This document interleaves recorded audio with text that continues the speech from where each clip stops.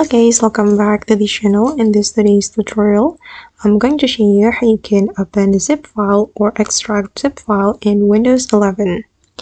Okay, let's get into it guys. I have opened my computer with Windows 11, and first of all I'm going to go to my file explorer and I'm going to open my download folder, and this is my zip file I want to open.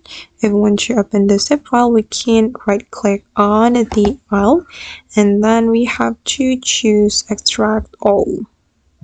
Okay, and then you can click on extract and just wait for a moment until the files have been extracted. And as you can see, now the zip files has been extracted in my download folder.